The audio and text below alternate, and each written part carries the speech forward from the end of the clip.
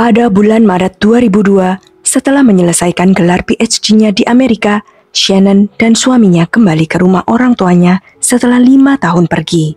Seluruh keluarga sangat senang melihatnya.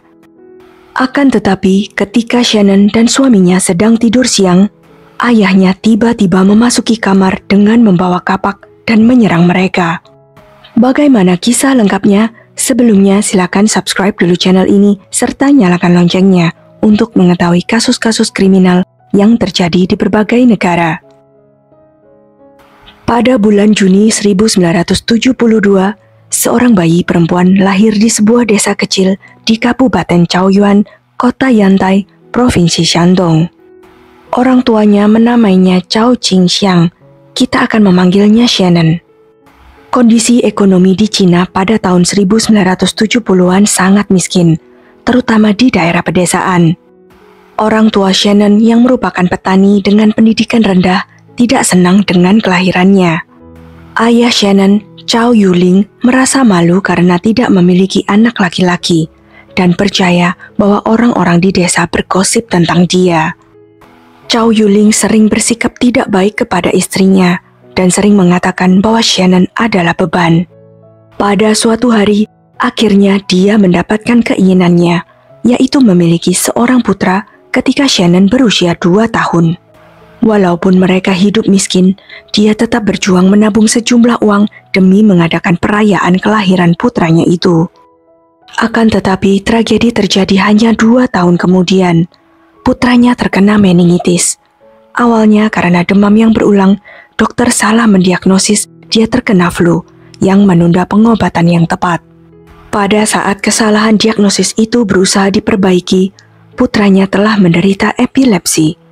Chao Yuling dan istrinya mengeluarkan sebagian besar energi dan uang mereka untuk merawat putra mereka, yang menambah beban keuangan keluarga mereka yang miskin. Sebaliknya, Shannon tidak menerima kasih sayang dari orang tuanya sejak kecil, dan bahkan tidak tinggal bersama mereka. Pada usia 2 tahun, dia dikirim untuk tinggal bersama neneknya, sampai dia dikembalikan ke rumah orang tuanya lagi ketika dia mulai bersekolah di sekolah dasar. Sepulang sekolah, Shannon harus membantu pekerjaan di rumah, di ladang, dan merawat adik laki-lakinya. Jika ayahnya tidak puas dengannya, Shannon akan dimarahi dan dihukum secara fisik. Shannon sangat pintar dan tekun dalam pelajarannya. Dia percaya bahwa belajar dengan keras adalah satu-satunya cara baginya untuk dapat keluar dari desa miskin itu. Meskipun memiliki lebih banyak tugas dan tanggung jawab daripada anak-anak lain, dia mempertahankan nilai yang sangat baik. Tembok di rumah dipenuhi dengan penghargaan yang dia peroleh, berharap orang tuanya akan bangga padanya.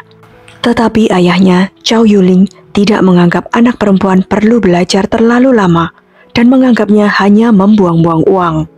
Dia percaya bahwa sudah cukup bagi Shannon untuk bisa membaca, karena pada akhirnya dia akan menikah dan menjadi bagian dari keluarga lain. Pada tahun 1987, Shannon tercatat sebagai peraih nilai tertinggi di desa tersebut dan diterima di sebuah SMA bergengsi di kabupaten itu. Tetapi ketika Chao Yuling mengetahuinya, dia tidak setuju jika Shannon melanjutkan sekolahnya. Dia percaya bahwa gadis-gadis di desa cukup dengan menyelesaikan pendidikan sampai SMP saja. Dia ingin Shannon mulai bekerja di luar, mencari uang, dan mengirimkannya ke rumah. Shannon yang saat itu berusia 15 tahun sangat sedih dan memohon kepada ayahnya untuk mengizinkannya melanjutkan sekolah. Untungnya, kerabat dan guru Shannon berusaha meyakinkan ayahnya. Mereka menunjukkan nilai-nilai Shannon yang sangat bagus dan menyebutkan bahwa pemerintah akan menawarkannya pekerjaan dengan gaji yang tinggi setelah selesai kuliah, sehingga dia dapat mengirimkan lebih banyak uang pada keluarganya nanti. Setelah mendengar ini, Chao Yuling setuju untuk membiarkan Shannon melanjutkan sekolahnya. Pada tahun 1987, Shannon meninggalkan desa dan bersekolah di kota. Dia menggunakan uang keluarganya untuk membayar uang sekolah, tetapi harus mencari cara untuk memenuhi kebutuhan hidupnya. Selama 3 tahun, dia bekerja part-time untuk mendapatkan uang. Adik laki-lakinya yang 2 tahun lebih muda memiliki masalah kesehatan dan dimanjakan oleh orang tuanya. Dia berhenti sekolah setelah lulus SMP dan mendapatkan pekerjaan di kota terdekat. Pada tahun 1990, Shannon unggul dalam studinya dan diterima di Departemen Kimia Universitas Nankai di Tianjin. Dia menjadi mahasiswi pertama yang berasal dari desanya. Universitas Nankai adalah salah satu universitas terkemuka di Cina, dan di tahun 80-an hingga 90-an, diterima masuk ke universitas bergengsi adalah suatu pencapaian yang sangat besar, karena rendahnya tingkat penerimaannya. Berita menyebar dengan cepat di desa, dan banyak orang pergi ke rumah Chow Yuling untuk memberi selamat padanya. Tapi dia terlihat khawatir kembali. Dia bahkan menyarankan Shannon untuk tidak melanjutkan kuliah, dengan mengatakan bahwa keluarga tidak mampu membiayai pendidikannya lagi karena semua uang telah dihabiskan untuk perawatan medis adiknya. Shannon memohon kepada ayahnya lagi dengan berjanji akan mengajukan beasiswa dan bekerja paruh waktu untuk mendapatkan uang, sehingga dia tidak bergantung lagi pada uang ayahnya. Menyadari potensi pendapatan yang lebih tinggi dengan gelar sarjana, Chow Yuling akhirnya setuju. Selama setahun pertama kuliahnya, Shannon masih membutuhkan dukungan keuangan dari keluarganya. Pendapatan Chow Yuling dari bertani tidak cukup untuk membayar semua tagihan. Jadi dia dan putranya bekerja memindahkan batu bata di lokasi konstruksi untuk mendapatkan uang tambahan. Chow Yuling menantikan putrinya lulus dari perguruan tinggi untuk mendapatkan pekerjaan dan memberikan kehidupan yang lebih baik untuknya. Setiap kali Shannon meminta uang kepada ayahnya untuk membantu menutupi biaya hidupnya, dia menerima kritikan pedas. Dia tidak pernah pulang ke rumah selama 4 tahun kuliahnya. Dia mengajukan beasiswa dari universitas dan bekerja sebagai tutor di luar jam kelasnya, menyibukkan dirinya setiap hari. Akhirnya setelah tahun pertamanya, beasiswa dan penghasilan pekerjaan paruh waktunya cukup untuk menutupi biaya sekolah dan biaya hidupnya. Lebih lagi, dia bisa menabung sejumlah uang untuk ia kirim pulang kepada orang tuanya. Terlepas dari semua kesulitannya, Shannon berhasil mempertahankan nilai-nilainya tetap bagus. Di tahun terakhirnya, Shannon bertemu pasangan hidupnya, Wei Ping, yang berasal dari Tianjin, kota tempat di mana universitasnya berada. Mereka adalah teman sekelas di jurusan yang sama, dan Wei Ping tertarik dengan kekuatan, kebaikan, dan kemandirian Shannon.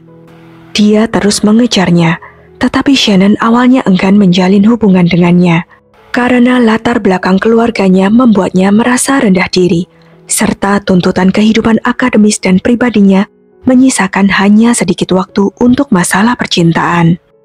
Namun Wei Ping tidak menyerah dan diam-diam mendukung Shannon saat dia menghadapi masalah dan tantangan. Akhirnya, Shannon mulai menerima perasaan Wei Ping, dan mereka semakin dekat. Ketika studi sarjana Shannon akan segera berakhir, dosennya mendorongnya untuk melanjutkan studi pasca sarjana. Dengan cita-cita yang sama, Wei Ping dan Shannon akhirnya bekerja keras dan diterima dalam program pasca sarjana kimia polimer di Universitas Nankai. Walaupun Shannon sangat bersemangat dengan kesempatan ini, dia ragu-ragu untuk memberitahu ayahnya, mengetahui bahwa keluarganya ingin dia mencari pekerjaan dan mengirim uang ke rumah. Adik laki-lakinya menderita epilepsi dan harus berganti pekerjaan beberapa kali sebelum akhirnya kembali ke desa untuk bertani bersama ayah mereka. Ketika Chow Yuling mengetahui bahwa Shannon berencana untuk melanjutkan studinya, dia meneleponnya beberapa kali untuk memarahi dan mematahkan semangatnya, serta bersikeras agar Shannon segera mencari pekerjaan untuk membantu biaya pengobatan adik laki-lakinya. Shannon memohon pada ayahnya dengan menjelaskan bahwa dia masih bisa mengirim uang ke rumah setiap bulan, sementara dia melanjutkan studinya. Dia juga berjanji akan mengurus adik laki-lakinya di masa yang akan datang. Dengan enggan, ayahnya akhirnya menyetujuinya. Untuk menepati janjinya, Shannon harus mengurangi pengeluarannya dan mengirimkan sebagian uang dari beasiswanya kepada keluarganya. Ketika Wei Bing mengetahui hal ini, dia memutuskan untuk mendampingi Shannon dan mendukungnya secara finansial. Wei Bing berasal dari keluarga pekerja biasa yang tinggal di Tianjin. Mereka menerima Shannon dengan hangat, menghargai semua dedikasi dan kerja keras Shannon. Shannon merasa disambut dan dicintai oleh keluarga Wei Bing. Pada tahun 1997, tak lama setelah lulus program pasca sarjana, pasangan itu memutuskan untuk menikah. Tetapi Chow Yuling keberatan lagi, berkeyakinan bahwa setelah putrinya menikah, maka dia tidak akan lagi merawat orang tuanya. Apalagi jika dia sudah mempunyai anak sendiri, tidak akan mau lagi mengirimkan uang ke rumah. Karena merasa tidak dapat mencegah pernikahan tersebut, Chow Yuling menuntut agar Wei Bing membayar mahar sebelum mereka bisa menikah.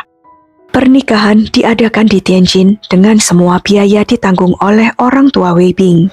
Ayah, ibu, dan adik laki-laki Shannon tidak satupun yang menghadiri pernikahannya. Pada awal tahun 1990-an, selama tahap awal reformasi Cina, studi di luar negeri menjadi impian bagi banyak pelajar yang mencari masa depan yang lebih baik. Shannon dan Wei Bing melamar program PhD di universitas di Amerika. Shannon dengan cepat menerima beasiswa penuh ke Texas Tech University di Amerika karena prestasi akademisnya yang sangat baik. Namun sayangnya pengajuan Wei Bing ditolak. Dihadapkan pada keputusan putrinya untuk melanjutkan studi ke luar negeri, Chow Yuling sangat marah, tetapi tidak dapat berbuat apa-apa. Di sisi lain, orang tua Wei Bing sangat mendukungnya. Mereka memberi Shannon tabungan mereka sebesar 22.000 yuan atau sekitar 47 juta rupiah untuk membantunya membeli tiket pesawat dan pakaian yang sangat menyentuh hati Shannon. Pada tahun 1998, Shannon pergi ke Amerika sendirian. 6 bulan kemudian, pengajuan Wei Bing diterima, tetapi dia merubah jurusannya dan tidak mendapatkan beasiswa.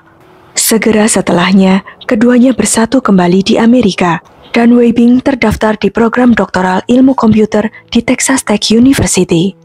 Kehidupan mereka di sana sangat sulit dan menantang. Satu-satunya penghasilan mereka adalah beasiswa bulanan Shannon sebesar 17 juta rupiah, yang juga digunakan untuk menutupi biaya kuliah Wei Bing. Pada tahun 1999, pada usia 27 tahun, Shannon menemukan bahwa dia hamil. Dia terkejut sekaligus khawatir. Untuk meringankan beban keuangan, Wei Bing mulai bekerja di sebuah restoran. Sekitar 20 hari setelah putra mereka lahir, Shannon kembali bekerja di laboratorium. Mereka harus menggunakan tempat penitipan anak untuk putra mereka, yang tentu saja menambah beban keuangan mereka karena tingginya biaya. Pada saat itu, orang tua Wei Bing menawarkan untuk merawat bayi tersebut, dan mereka pun setuju. Ketika putra mereka berusia lebih dari 50 hari, dia dikirim kembali ke Tianjin. Untuk menghemat uang tiket pesawat, Shannon dan Wei Bing tidak membawa sendiri anaknya kembali ke Cina. Mereka meminta seorang teman yang hendak kembali ke Cina untuk membawa putra mereka. Selama 3 tahun kemudian, hingga tahun 2002, orang tua Wei Bing membiayai semua kebutuhan cucunya tanpa meminta uang kepada Shannon dan Wei Bing. Sebaliknya, ayah Shannon sama sekali tidak menunjukkan kepedulian pada putrinya. Dia beranggapan Shannon pasti hidup dengan baik di Amerika dan terus menulis surat untuk meminta uang, mengklaim bahwa Shannon telah berjanji untuk menghidupi keluarganya. Setiap kali, Shannon harus menyisihkan uang bulanannya yang tidak seberapa itu untuk dikirimkan kepada ayahnya. Chow Yuling menggunakan uang itu untuk merenovasi rumah tuanya, tetapi dia dan istrinya tidak pernah mengunjungi atau peduli dengan cucu mereka. Pada akhir tahun 2001, Shannon dan Wei Bing mendapat gelar PhD. Shannon kemudian mendapat tawaran pekerjaan dari Johnson & Johnson dengan gaji sekitar 60.000 US dollar setahun, atau sekitar 925 juta rupiah. Jadi mereka berpindah tempat tinggal. Setelah beberapa waktu, Wei Bing juga mendapatkan pekerjaan dengan gaji 36.000 US dollar setahun, atau sekitar 555 juta rupiah.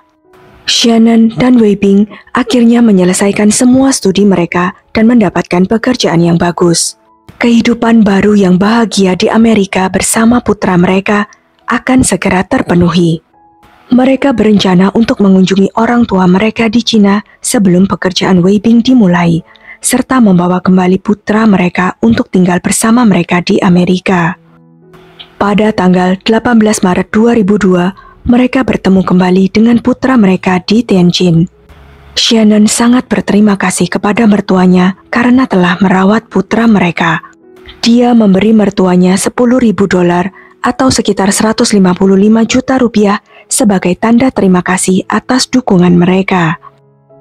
Di sisi lain, setelah mengetahui bahwa putrinya telah kembali ke Cina, Chow Yuling menelepon Shannon beberapa kali dan mendesaknya untuk pulang. Shannon telah merencanakan untuk membawa putranya menemui orang tuanya untuk pertama kalinya. Dia berpikir ayahnya akan senang melihat cucu laki-lakinya. Namun sebelum naik kereta, anaknya tidak henti-hentinya menangis. Mungkin karena baru 4 hari bersama mereka, jadi dia masih merasa asing dan tidak ingin berpisah dengan kakek dan neneknya. Dalam kondisi kereta yang hendak berangkat, Shannon dan Wei Bing harus naik kereta tanpa putra mereka. Pada tanggal 23 Maret, Shannon pulang ke desa kecil Shandong dan bertemu orang tuanya. Chow Yuling menunjukkan senyuman langka ketika dia melihat putri dan menantunya itu. Ibu Shannon telah menyiapkan meja yang penuh dengan makanan. Saat mereka makan, Chow Yuling tidak sabar untuk mengajukan permintaan baru kepada putrinya itu. Dia mengatakan, epilepsi adik laki-lakimu tidak bisa disembuhkan. Dia sekarang berusia 28 tahun, menganggur, dan lajang. Di desa kita, laki-laki seusianya sudah memiliki anak. Kami sudah mencoba mencarikan dia istri beberapa kali, tapi tidak ada yang tertarik. Baru-baru ini, keluarga dari seorang wanita muda dari desa tetangga telah setuju untuk menerima keadaan saudara laki-lakimu. Satu-satunya syarat adalah kita membeli apartemen di kota seharga 80.000 yuan, atau sekitar 173 juta rupiah. Kapan kamu bisa mengirimkan uangnya? Shannon tahu ayahnya akan meminta uang padanya. Dia berkata pada ayahnya, "Aku punya 25 juta rupiah yang bisa kuberikan padamu sekarang, tapi masih belum memungkinkan untuk membeli apartemen saat ini. Ini adalah semua uang yang kumiliki." Ayahnya lalu menawar, "Bagaimana kalau memberikan 50 juta rupiah untuk keadaan darurat?" Shannon dengan jujur menjelaskan bahwa dia dan suaminya baru saja lulus dan belum menabung banyak uang.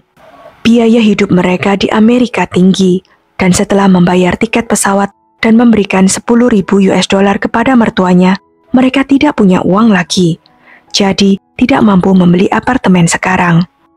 Ayahnya kesal karena Shannon punya uang untuk mertuanya, tetapi tidak untuknya. Ia lalu mengungkit janji Shannon untuk menjaga adiknya. Shannon menjelaskan bahwa dia benar-benar tidak punya uang lagi.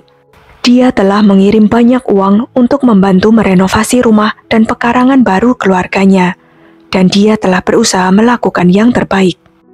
Wei Bing yang muak dengan tuntutan ayah mertuanya mengatakan kepada Chow Yuling, "Kamu adalah seorang ayah, bukan seorang kaisar. Kamu tidak selalu bisa mendapatkan apa yang kamu inginkan." Mendengar ini, Chow Yuling membanting pintu dengan marah dan pergi. Selama 3 hari berikutnya, sementara mereka menginap di sana, Chow Yuling terus memaksa agar Shannon membelikan apartemen untuk adiknya. Tapi Shannon terus menolaknya. Ini membuat ayahnya merasa semakin kesal. Chow Yuling merasa menantu laki-lakinya mempermainkannya, dan putrinya yang biasanya patuh padanya begitu bersikeras menolaknya. Dia merasa tidak adil jika putrinya memberikan uang kepada mertuanya tetapi tidak kepadanya. Pada tanggal 26 Maret 2002, Shannon dan Wei Bing berencana untuk naik kereta kembali ke Tianjin sore itu. Saat pagi harinya, Chow Yuling meminta istrinya untuk mencoba meyakinkan putri mereka lagi. Namun Shannon tetap menolak dengan mengatakan, "Kehidupan di Amerika juga masih sulit bagi kami. Beri aku waktu untuk stabil dulu, dan aku akan tetap mengirimi kalian uang." Dalam pikiran Chow Yuling, ini adalah kesempatan terakhirnya kepada Shannon. Dia beranggapan bahwa ketakutan terburuknya telah menjadi kenyataan. Putrinya sudah benar-benar di luar kendalinya. Setelah dia pergi kali ini, dia tidak akan mau mematuhinya atau memberinya uang. Putranya tidak akan dapat mempunyai istri, dan garis keturunan keluarganya akan berakhir. Chow Yuling merasakan kemarahan yang luar biasa, menyebabkan dia kehilangan akal sehatnya. Di siang hari, ketika Shannon dan Wei Bing sedang tidur siang di kamar, Chow Yuling masuk untuk memeriksa dan memastikan mereka tertidur. Lalu dia keluar mengambil kapak dan masuk kembali ke kamar. Ia kemudian mengayunkan kapaknya lebih dari 30 kali ke arah putri dan menantunya. Beberapa menit kemudian, Chow Yuling yang berlumuran darah keluar dari rumah dengan kapak masih di tangan, lalu duduk di halaman. Tak lama kemudian, tetangganya menelepon polisi. Pada tanggal 4 Juli 2002, pengadilan di kota Yantai, Provinsi Shandong, mengadakan persidangan atas kasus tersebut. Ibu Wei Bing terlihat menangis, tetapi Chow Yuling tampak tenang. Dia dengan tenang mengaku membunuh putrinya Shannon dan menantu laki-lakinya Wei Bing. Ketika ditanya mengapa dia melakukannya, dia mengatakan, anak perempuan seperti itu tidak berperasaan dan pantas mati. Saya menyesal membiarkannya belajar selama bertahun-tahun. Ketika Ibu Wei Bing menanyainya, dia hanya mengatakan, tidak ada yang perlu saya katakan, saya hanya ingin cepat mati. Pada tanggal 25 Juli 2002, Chow Yuling dijatuhi hukuman mati. 3 bulan kemudian, pada usia 57 tahun, Chow Yuling dieksekusi oleh regu tembak. Dia tidak menunjukkan penyesalan sebelum kematiannya. Setelah Chow Yuling dieksekusi, adik laki-laki dan paman Shannon yang merupakan saudara laki-laki ibunya menggugat untuk mengklaim warisan Shannon sebesar $10.000 yang telah dia berikan kepada orang tua Wei Bing. Pengadilan kemudian menolak klaim mereka. Nantinya ketika pengadilan menginventarisasi harta pasangan itu, mereka menemukan bahwa Shannon dan Wei Bing hanya memiliki sisa uang $1.000 setelah membeli tiket kembali ke Amerika. Di Amerika pun, pasangan itu hanya memiliki barang-barang kebutuhan pokok saja. Ini membuktikan bahwa perkataan Shannon benar adanya. Ibu dan adik laki-laki Shannon kemudian pindah dari desa itu. Ibunya mendapatkan pekerjaan di sebuah pabrik garmen, sementara adiknya berjuang untuk mendapatkan pekerjaan tetap. Shannon adalah korban dari tradisi Cina yang lebih mengutamakan anak laki-laki daripada anak perempuan. Di mata ayahnya, dia tidak dipandang sebagai orang yang bebas, melainkan hanya sebagai alat untuk digunakan. Dia diperlakukan seperti pelayan di masa kecilnya, dan kemudian setelah besar menjadi sumber uang bagi mereka. Meskipun ayahnya bekerja keras mendapatkan uang untuk pendidikannya, dia melihatnya sebagai investasi yang harus dilunasi oleh putrinya kelak. Di lain pihak, ibunya juga tidak pernah melindungi putrinya. Adik laki-lakinya yang manja tumbuh dengan keyakinan bahwa kakak perempuannya berkewajiban menjaga dan menghidupinya, sehingga dia meremehkan semua jerih payah kakaknya. Shannon melihat perguruan tinggi sebagai jalan keluar baginya. Dari kecil, hidupnya dipenuhi dengan belajar dan bekerja untuk menghasilkan uang, sehingga dia tidak punya waktu untuk bersantai. Menurut teman-temannya, Shannon dan Wei Bing tidak pernah berpergian selama 4 tahun lebih mereka tinggal di Amerika, kecuali untuk satu perjalanan bisnis ke Dallas, di mana mereka menikmati pemandangan sebentar dalam perjalanan. Putra Shannon dikirim kembali ke Cina saat masih berumur 50 hari, dan tidak bertemu orang tuanya sampai dia berusia lebih dari 3 tahun. Keluarga kecil itu hanya menghabiskan 4 hari bersama sebelum berpisah untuk selamanya. Terkadang, budaya berbakti dapat mempersulit anak-anak untuk membebaskan diri, bahkan ketika mereka merasa tertindas, dikendalikan, atau disakiti. Hidup ini singkat, jadi penting untuk menjauhkan diri dari orang-orang toksik, meskipun mereka adalah orang tuamu. Sekian kisah kali ini. Jangan lupa untuk klik like, share, subscribe, dan komen ya pendapat kalian. Sampai jumpa lagi di video-video selanjutnya.